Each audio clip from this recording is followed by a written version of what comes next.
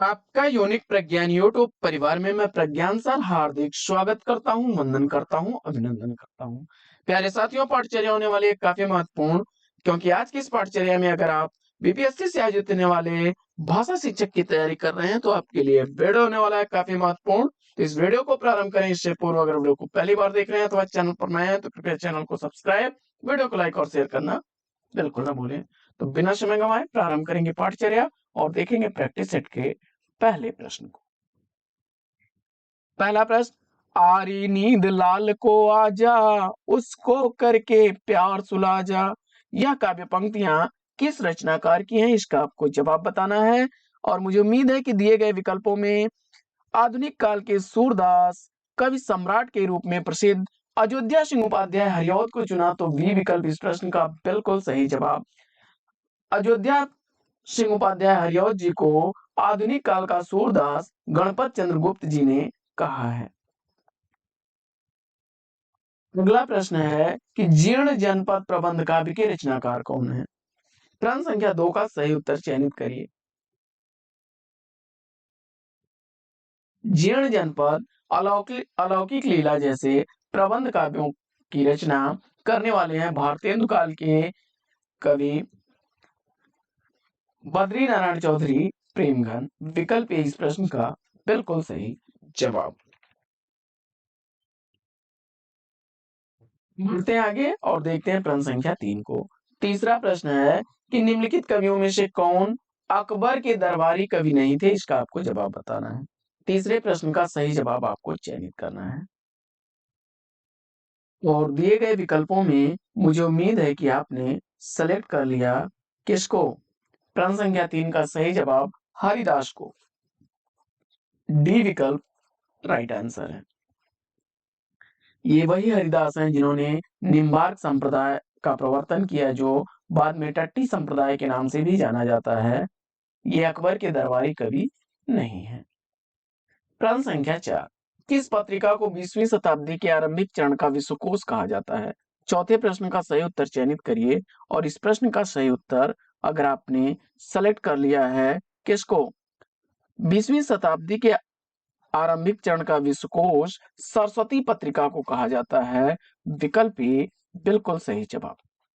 प्रश्न संख्या 5, पांचवा प्रश्न, मोचीराम किसकी कविता है, इसका आपको जवाब बताना है।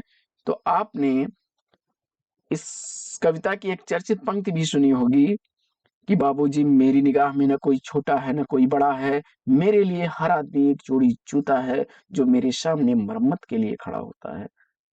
तो हिंदी में यंगरी यंग मैन के रूप में भी इन्हें जाना जाता है। जवाब में आपने सुदामा पांडे धूमिल विकल्प ए को चुन करके बिल्कुल सही जवाब दिया है। प्रश्न संख्या 6, छठवां प्रश्न, भारतवर्षो उन्नति कैसे हो सकती है, यह निबंध रचना किसकी है। तो यह निबंध किसका है, भारतेंदु हरिश्चंद्र जी का है। डी विकल्प सही जवाब। आगे बढ़ते हैं और देखते हैं प्रश्न संख्या 7 को। सातवां प्रश्न है कि आचार्य शुक्ल जी के अनुसार करुणा दुखात्मक वर्ग में आने वाला क्या है। तो यहाँ पर रिक्त स्थान में क्या भरा जाएगा, इसका आपको जवाब बताना है और मुझे उम्मीद है कि आपने इस प्रश्न का जवाब मनोविकार अगर चुना होगा तो राइट आंसर के साथ हैं आप। सी विकल्प सही जवाब। प्रश्न संख्या 8, हटकर बैठा चांद एक दिन माता से वह बोला, सिलवा दो माँ मुझे उनका मोटा एक झिंगोला। तो यह काव्य पंक्तियां किसकी हैं, इसका आपको जवाब बताना है। प्रश्न संख्या 8 का राइट आंसर चयनित करके बताइए। हटकर बैठा चांद एक दिन माता से वह बोला, सिलवा दो माँ मुझे उनका मोटा एक झिंगोला। और जवाब में इस प्रश्न का आपने सेलेक्ट कर लिया है रामधारी सिंह दिनकर को, तो बी विकल्प के साथ बिल्कुल सही जवाब। चांद का कुर्ता पढ़ा होगा आप लोगों ने बचपन में। आगे बढ़ते हैं और देखते हैं अगला प्रश्न, धर्मवीर भारती द्वारा रचित अंधा युग किस विधा की रचना है। 1955 ईस्वी की लिखी गई अंधा युग रचना गीत नाट्य है। ये विकल्प इस प्रश्न का बिल्कुल सही जवाब। इस रचना में महाभारत के युद्ध के 18वें दिन की युद्ध कथा का वर्णन किया गया है। आगे बढ़ते हैं और देखते हैं प्रश्न संख्या 10। बाला था जब सबको भाया, बढ़ा हुआ कुछ काम न आया, यह काव्य पंक्तियां किसकी हैं? और जवाब में आपने अमीर खुसरो को चुना, तो डी विकल्प चुन करके इस प्रश्न का राइट आंसर दिया है। आगे बढ़ते हैं और देखते हैं प्रश्न संख्या 11 को। 11वां प्रश्न है कि निम्नलिखित साहित्यकारों में से सबसे कम आयु किसकी रही है? इसमें से इसका आपको जवाब बताना है। 11वें प्रश्न का सही उत्तर आपने भारतेंदु हरिश्चंद्र विकल्प डी को चुना, तो राइट आंसर है। इनका जीवन काल 1850 से 1885 तक का रहा और 35 वर्ष की अल्प आयु में ही यह चले गए। जयशंकर प्रसाद जी जो हैं, इनका जन्म होता है 1889 ईस्वी में और 1937 ईस्वी में इनका देहावसान हो जाता है। वहीं गजानन माधव मुक्तिबोध 1917 ईस्वी में जन्म लिए थे और 1964 ईस्वी में इनका देहावसान 47 वर्ष की आयु में हो गया। मुंशी प्रेमचंद 1880 में जन्म लिए और 1936 ईस्वी में इनका देहावसान हो गया। आगे बढ़ते हैं और देखते हैं अगला प्रश्न, प्रश्न संख्या 12। 12वां प्रश्न है कि लाल तारा के रचनाकार कौन है? प्रश्न संख्या 12 का सही जवाब आपको चयनित करना है और इस प्रश्न का राइट आंसर किसको चुना आपने? तो चिता के फूल, गेहूं और गुलाब, कैदी की पत्नी, जंजीरें और दीवारों जैसी रचनाओं के रचनाकार राम वृक्ष बेनीपुरी को चुनकर के इस प्रश्न का राइट आंसर दिया है आपने। 13वां प्रश्न, प्रश्न संख्या 13 है कि रामधारी सिंह दिनकर की प्रसिद्ध काव्य कृति रश्मिरथी की कथा वस्तु कहां से ली गई है? रामधारी सिंह दिनकर की जो रचना रश्मिरथी है, उसकी कथा वस्तु कहां से ली गई है? तो जवाब में महाभारत चुना आपने, तो डी विकल्प के साथ राइट आंसर के साथ हैं आप। आगे अगला प्रश्न है प्रश्न संख्या 14। देव द्वारा लिखा गया देवचरित किसके जीवन से संबंधित प्रबंध काव्य है? 14वें प्रश्न का सही जवाब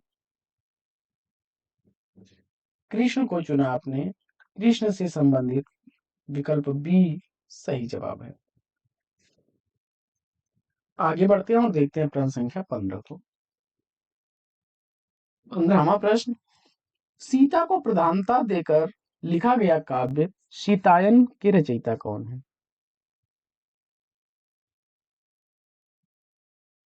राम प्रिया शरण, डी विकल्प अगर आपने चुना है, बिल्कुल सही जवाब। अगला प्रश्न है कि माइकल मधुसूदन द्वारा लिखा गया मेघनाद वध का हिंदी अनुवाद किसने किया? 16वें प्रश्न का सही जवाब अगर आपने सेलेक्ट कर लिया है, किसको? माइकल मधुसूदन द्वारा लिखे गए मेघनाद वध का हिंदी अनुवाद किया था मैथिली शरण गुप्त जी ने, विकल्प ए राइट आंसर। प्रश्न संख्या 17, रामधारी सिंह दिनकर की प्रसिद्ध रचना का नाम क्या है? 17वें प्रश्न का सही जवाब ज्ञानपीठ पुरस्कार से सम्मानित यह रचना उर्वशी है, विकल्प 20 प्रश्न का राइट आंसर है। 1972 ईस्वी में उर्वशी के लिए दिनकर जी को ज्ञानपीठ पुरस्कार दिया गया था। बढ़ते हैं आगे और देखते हैं अगला प्रश्न।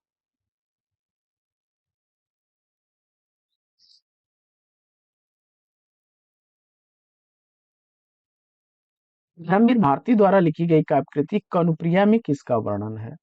धर्मवीर भारती द्वारा लिखी गई चर्चित रचना कनुप्रिया 1959 ईस्वी की प्रकाशित रचना है और इस रचना में राधा के नवीन रूप का चित्रण है। ये विकल्प इस प्रश्न का सही जवाब। प्रश्न संख्या 19, निम्नलिखित में से किस रचनाकार ने अपने गद्य लेखन तक अपने आप को सीमित रखा है? प्रश्न संख्या 19 का सही जवाब मुंशी प्रेमचंद उत्तर चुना आपने, तो सी विकल्प बिल्कुल सही जवाब। अगला प्रश्न है कि सोए पलाश देखेंगे शीर्षक नवगीत संग्रह के रचनाकार कौन है? प्रश्न संख्या 20 का सही जवाब प्रश्न संख्या 20 का सही जवाब आपने सेलेक्ट कर लिया है किसको? नचिकेता को। तो विकल्प ए इस प्रश्न का राइट आंसर है। देखिए, पलाश नाम से अन्य रचनाएं भी हैं, जैसे पूरब खिले पलाश, यह रविंद्रनाथ त्यागी का व्यंग संग्रह है। तो अकेला पलाश मेहरुन्निसा परवेज की रचना है। वहीं जाने कितने रंग पलाश के मृदुला वाजपेयी द्वारा लिखा गया उपन्यास है। पलाश वन नाम से नरेंद्र शर्मा का काव्य संकलन है। यानी सोए पलाश दहकेंगे यह रचना किसकी है? नचिकेता की है। वहीं पूरब खिले पलाश यह रचना किसकी है? पूरब खिले पलाश रचना रविंद्रनाथ त्यागी की है, जो व्यंग साहित्य है। वहीं अकेला पलाश मेहरुन्निसा परवेज का उपन्यास है। तो पलाश वन नरेंद्र शर्मा द्वारा काव्य संकलन लिखा गया है। तो जाने कितने रंग पलाश के मृदुला वाजपेयी द्वारा लिखा गया उपन्यास है। प्रश्न संख्या 21, श्रीधर पाठक द्वारा रचित कौन सी रचना इसमें से नहीं है? और इस प्रश्न का जवाब, श्रीधर पाठक द्वारा रचित इसमें से जो रचना नहीं है उसके रूप में आपने वैदेही वनवास को चुना। बिल्कुल सही जवाब अयोध्या सिंह उपाध्याय, अयोध्या सिंह उपाध्याय हरिऔध द्वारा लिखा गया है यह। डी विकल्प सही जवाब। अगला प्रश्न है कि चंडी चरित किसकी विशिष्ट साहित्यिक रचना है? गुरु गोविंद सिंह उत्तर चुना आपने, तो ए विकल्प इस प्रश्न का बिल्कुल सही जवाब। आगे बढ़ते हैं और देखते हैं अगला प्रश्न। प्रश्न संख्या 23, 23वां प्रश्न, रहीम द्वारा लिखा गया मदनाष्टक की भाषा क्या है? और इस प्रश्न का जवाब आपने सेलेक्ट कर लिया है ब्रज भाषा। तो विकल्प सी बिल्कुल सही जवाब है। अगला प्रश्न है कि इनमें से कौन सा सुमेलित नहीं है? प्रश्न संख्या 24 का सही जवाब पंडित अंबिका दत्त व्यास द्वारा लिखी गई रचना इसमें है आनंद मंजरी। और दिया गया विकल्प बालमुकुंद गुप्त है। तो डी विकल्प इसका सही जवाब हो जाएगा। आनंद मंजरी अंबिका दत्त व्यास की रचना है। अंबिका दत्त व्यास की रचना है। बाकी गीत गोविंदानंद यह भारतेंदु की, नागरी नीरद प्रेमघन और पृथ्वीराज प्रयाण राधा कृष्ण दास। आगे फिर है कि निम्न में से कौन सा सुमेलित नहीं है? प्रश्न संख्या 25 का सही जवाब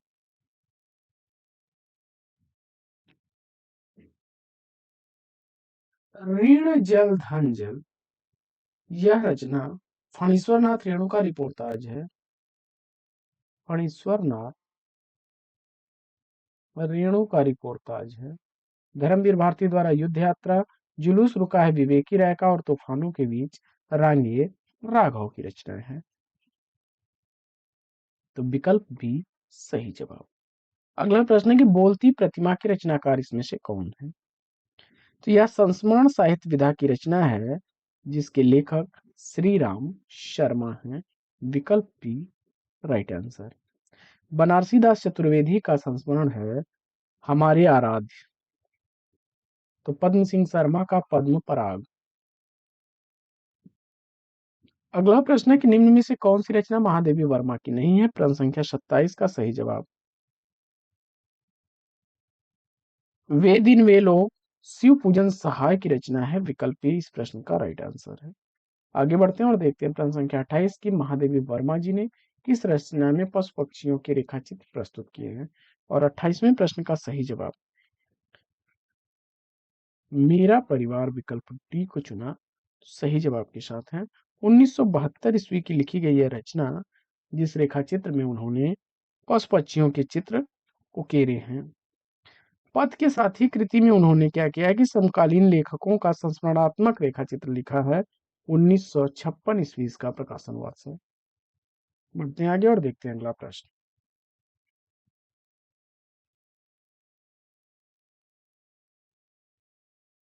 प्रश्न संख्या 29 है कि निम्नलिखित में से कौन सा सुमेलित?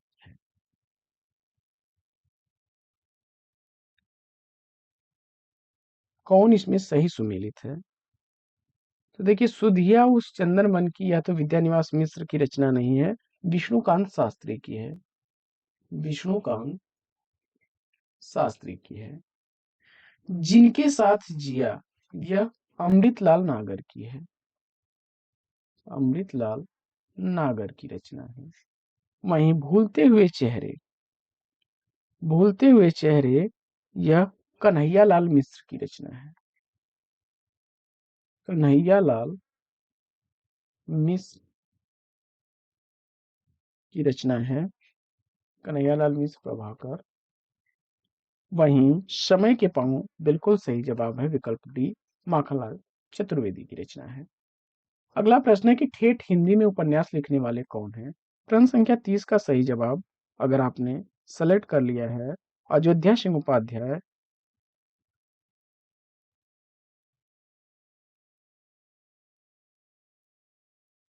ठेठ हिंदी में उपन्यास किसने लिखा है? तो अयोध्या सिंह उपाध्याय, हरिऔध विकल्प डी को चुना तो राइट आंसर। ठेठ हिंदी का ठाठ नाम से इन्होंने 1899 ईस्वी में इनका उपन्यास प्रकाशित हुआ था। जहाज का पंछी किस प्रकार का उपन्यास है? प्रश्न संख्या 31, जहाज का पंछी उपन्यास। तो यह एक मनोवैज्ञानिक उपन्यास है, ईलाचंद्र जोशी द्वारा लिखा गया है। ईलाचंद्र जोशी द्वारा लिखा गया है। विकल्प डी इस प्रश्न का बिल्कुल सही जवाब। प्रश्न संख्या 32 है कि बिहारी सतसई में दोहों की संख्या क्या है? 32वें प्रश्न का सही जवाब चयनित करिए कि बिहारी सतसई में दोहों की संख्या पूछा जा रहा है और इस प्रश्न का सही जवाब 719, विकल्प सी को चुना तो राइट आंसर है। देखिए, कहीं कहीं 713 दोहे भी मिलते हैं, 713 दोहों का भी उल्लेख देखने को मिलता है, तो सी विकल्प राइट आंसर है। आगे बढ़ते हैं और अगला प्रश्न है कि घनानंद की कृतियां किस भाषा में हैं? घनानंद की कृतियां किस भाषा में है, इसका आपको जवाब बताना है। तो आपने ब्रज भाषा चुनकर के इस प्रश्न का बिल्कुल सही जवाब दिया, विकल्प सी। आगे बढ़ते हैं और अगला प्रश्न है कि गंगा लहरी किसकी रचना है? गंगा लहरी किसकी रचना है?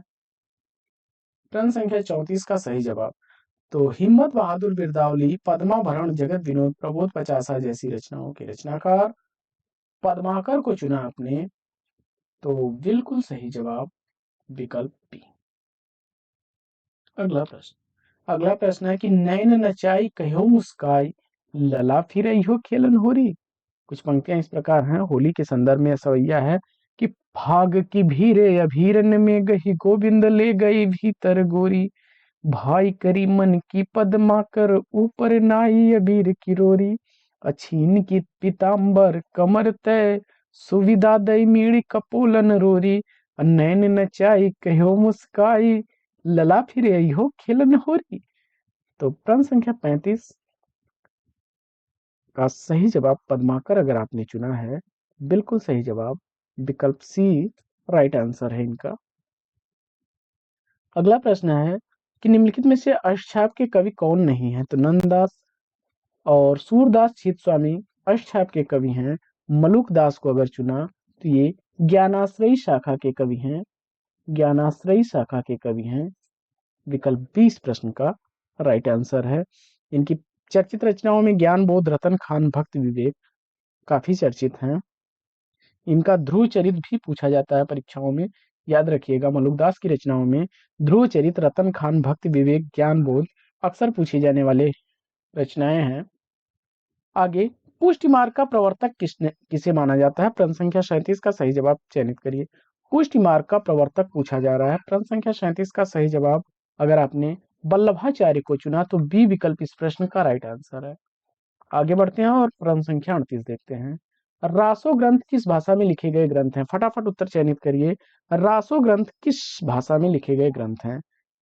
जवाब में डिंगल पिंगल विकल्प डी को चुना तो राइट आंसर के साथ हैं आप। अगला प्रश्न है कि महापुराण का रचनाकार पूछा जा रहा है। प्रश्न संख्या 39 का सही जवाब महापुराण का रचनाकार आपने पुष्यदंत को चुना या पुष्पदंत, विकल्प बी को तो राइट आंसर के साथ हैं।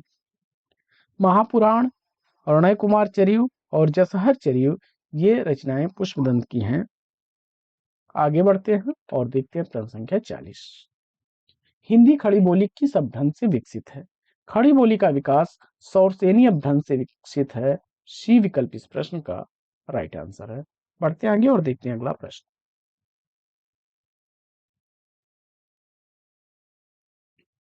प्रश्न संख्या 41। मथुरा, आगरा, जौनपुर, ग्वालियर आदि क्षेत्रों में निम्नलिखित में से कौन सी बोली बोली जाती है? इसका आपको जवाब बताना है। प्रश्न संख्या 41 का सही जवाब अगर आपने चुन लिया है किसको? ब्रज भाषा को। तो बिल्कुल सही जवाब विकल्प ए। अगला प्रश्न है कि हिंदी, हिंदू, हिंदुस्तान किस भाषा के शब्द हैं? फारसी भाषा जवाब चुनकर के इस प्रश्न का राइट आंसर दिया है। आगे बढ़ते हैं और देखते हैं अगला प्रश्न। अगला प्रश्न है कि कौरवी भाषा का उदय किससे हुआ है? जवाब में पश्चिमी हिंदी की प्रमुख बोली है कौरवी, जिसे खड़ी बोली की भी कहा जाता है। तो विकल्प ए राइट आंसर। छत्तीसगढ़ी किस भाषा की बोली है? छत्तीसगढ़ी का विकास देखिए, अवधी, बघेली और छत्तीसगढ़ी पूर्वी हिंदी की बोलियां हैं।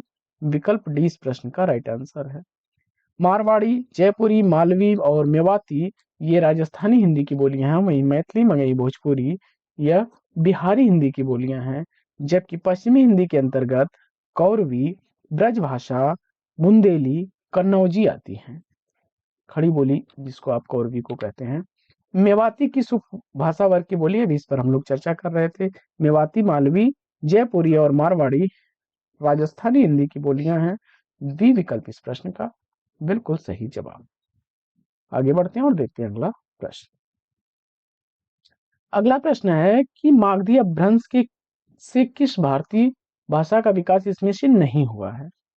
प्रश्न संख्या 46 का सही जवाब देखिए, मराठी भाषा का विकास महाराष्ट्रीय अपभ्रंश से हुआ है। तो डी विकल्प इस प्रश्न का सही जवाब।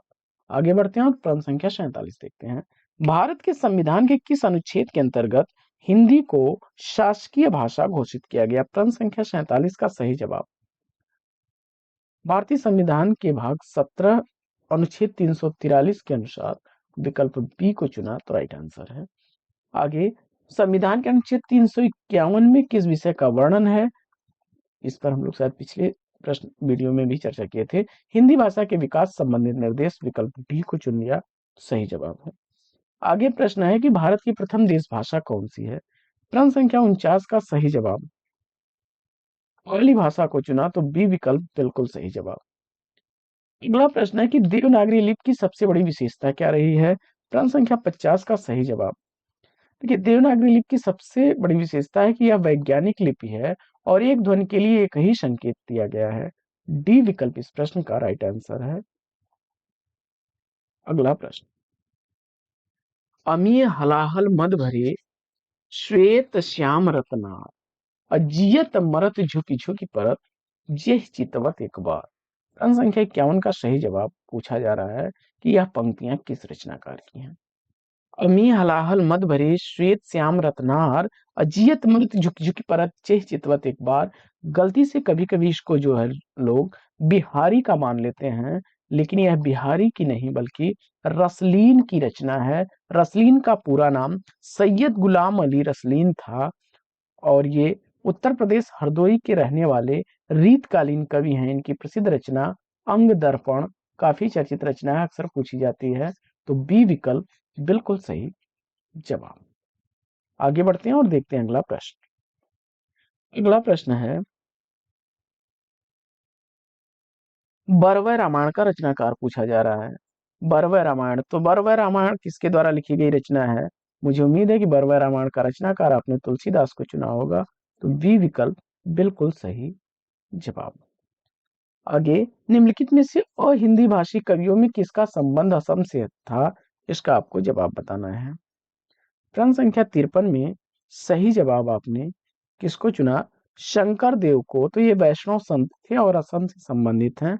सी विकल्प इसका सही जवाब है। देखिए, नामदेव और ज्ञानेश्वर ये लोग महाराष्ट्र से संबंधित हैं।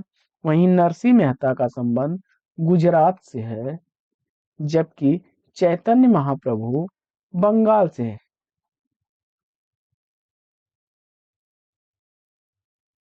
नामदेव महाराष्ट्र से हैं, तो विकल्प सी राइट आंसर है। असम से शंकर देव हैं। अगला प्रश्न है कि तोड़ने ही होंगे मठ और गढ़ सब, यह पंक्तियां किसकी हैं? प्रश्न संख्या 54 का सही जवाब, मुझे उम्मीद है कि आपने चुना होगा किसको? गजानन माधव मुक्तिबोध को। प्रगतिवादी और तार सप्तक के कवि हैं, ये मार्क्सवादी विचारधारा के कवि हैं। कौन? गजानन माधव मुक्तिबोध जी। डी विकल्प राइट आंसर के साथ हैं। प्रश्न संख्या 55, रामचंद्र शुक्ल की आलोचनात्मक कृति कौन सी है? इसका आपको जवाब बताना है। साथियों, जैसा कि आप लोग बता रहे थे कि वीडियो में सर आवाज सही नहीं आ रही है, तो मुझे उम्मीद है कि इस वीडियो में आवाज सही हो गई होगी। और अगर आवाज से संबंधित कोई प्रॉब्लम अभी भी होगी तो कृपया कमेंट्स करके हमें सूचित जरूर करिएगा। बढ़ते हैं आगे और देखते हैं अगला प्रश्न। प्रश्न संख्या 55 है, आचार्य शुक्ल की आलोचनात्मक रचना इसमें से रस मीमांसा को चुना है आपने। सी विकल्प के साथ सही जवाब के साथ है। अगला प्रश्न है कि निम्नलिखित व्यंजनों में से कौन से व्यंजन का उच्चारण तालु से होता है? प्रश्न संख्या 56 का सही जवाब, तालव्य व्यंजन इसमें से पूछा जा रहा है। तो च छ ज झ ञ, अगर आपने विकल्प सी को चुना तो राइट आंसर है। आगे दिए गए विकल्पों में से उत्कंठा के समानार्थी शब्द कौन सा है? प्रश्न संख्या 57 का सही जवाब, मुझे उम्मीद है कि आपने सेलेक्ट किया होगा किसको? उत्सुकता और अभिलाषा विकल्प ए को सही जवाब के साथ है। आगे बढ़ते हैं और देखते हैं प्रश्न संख्या 58 कि नीचे दिए गए काले अक्षर वाले अनेकार्थ शब्द के लिए आजकल के घरों में एक सुसज्जित कक्ष अवश्य होता है। तो जो सुसज्जित कक्ष है, इसके लिए अगर आपने सेलेक्ट कर लिया है एक शब्द, क्या? बैठक। तो डी विकल्प राइट आंसर है। आगे अपने मुंह मियां मिट्ठू बनना मुहावरे का अर्थ क्या है? अपने मुंह मियां मिट्ठू बनना मुहावरे का अर्थ अपनी प्रशंसा स्वयं करना। विकल्प ए को चुना तो राइट आंसर है। अगला प्रश्न है कि निम्न में से वर्तनी की दृष्टि से शुद्ध शब्द चयनित करना है। परीक्षा विकल्प डी इसमें देखिए शुद्ध है। बाकी पूज्य में पूज्य ऐसे लिखा जाएगा और परीक्षण में बड़ी ई होगी, जबकि प्राण में ड़ लगा रहेगा। आगे चछ जज यहाँ का उच्चारण किससे होता है? अभी इस पर हम लोग चर्चा कर रहे थे। तालव्य व्यंजन के रूप में अगर आपने चुना तो विकल्प सी राइट आंसर है। प फ ब भ म ओष्ठ व्यंजन है। वहीं त थ द ध न दंत व्यंजन है और ट ठ ड ढ ढ़ ये मूर्धा है। आगे बढ़ते हैं और देखते हैं अगला प्रश्न।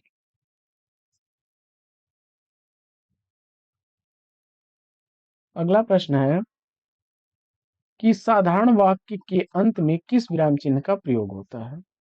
प्रश्न संख्या 62 का सही जवाब, पूर्ण विराम अगर चिन्ह को चुना है आपने तो ए विकल्प बिल्कुल सही जवाब। अगला प्रश्न है कि अपेक्षा का विलोम क्या बनेगा? प्रश्न संख्या 63 का सही जवाब, अपेक्षा का आपने सेलेक्ट कर लिया है उपेक्षा।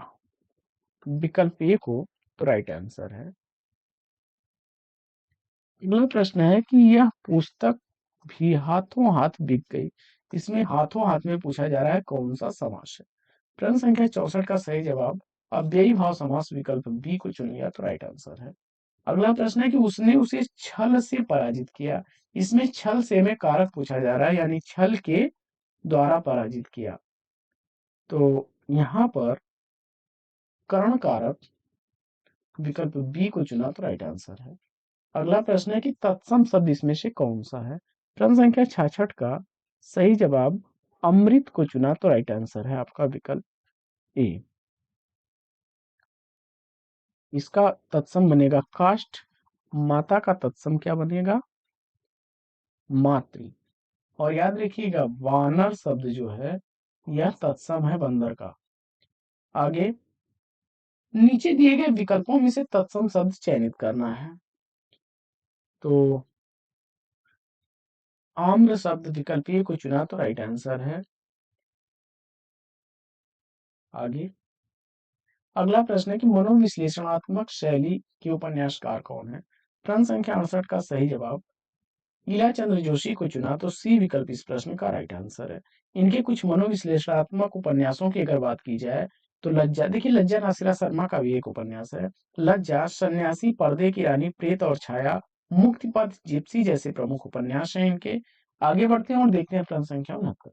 अलीगढ़ का बोली क्षेत्र पूछा जा रहा है आपसे और इस प्रश्न का जवाब अलीगढ़, मथुरा, आगरा ये सब ब्रज भाषा का ब्रज मंडल का क्षेत्र है। विकल्प सी राइट आंसर है।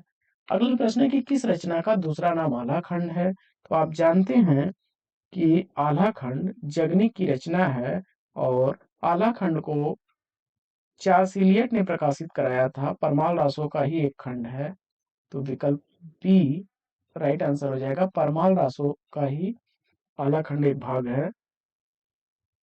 आगे अश्व का पर्यायवाची, इसमें कौन सा अश्व का पर्यायवाची है, इसका आपको जवाब बताना है।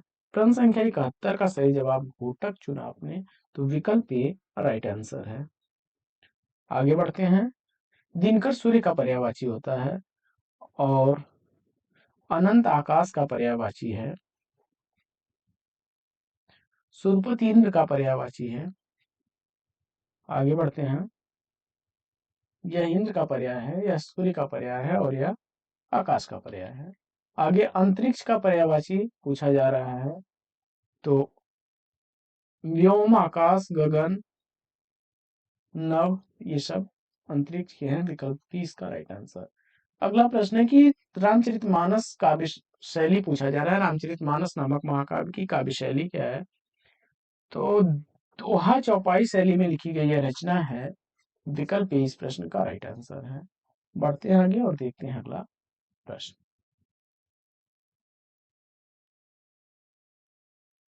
अगला प्रश्न है कि जो मात्रिक सम छंद है प्रत्येक चरण में 16 मात्राएं होती हैं क्या कहलाता है। जवाब में आपने किसको चुना, सम मात्रिक छंद के रूप में चौपाई को 16 मात्राओं वाला, तो ये विकल्प राइट आंसर।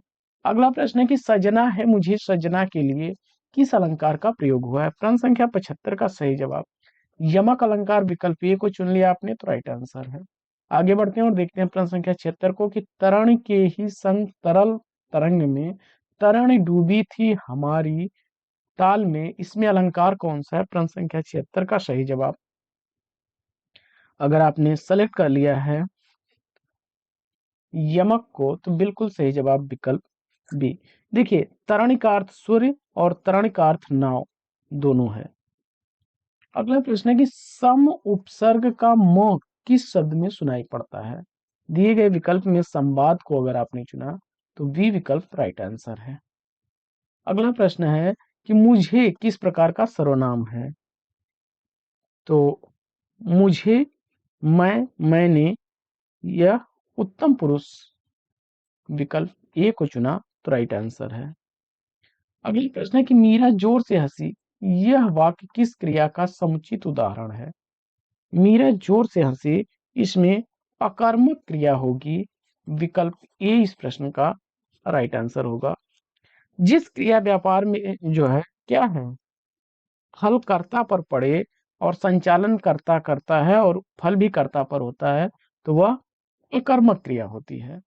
आगे अगला प्रश्न है कि कौन सा वाक्य आसन्न भूतकाल में है। प्रश्न संख्या 80 का सही जवाब मैंने आम खाया है विकल्प डी को चुना तो राइट आंसर है। तो साथियों आज का यह प्रैक्टिस सेट लेगा यहीं पर विराम। फिर मिलेंगे आपसे अगले वीडियो में एक नए प्रश्न, एक नए टॉपिक, एक नए अंदाज में। तब तक के लिए लेते हैं आपसे विदा। आपका जीवन मंगलमय हो। बेस्ट विशेष बेस्ट ऑफ लक। जय हिंद साथियों।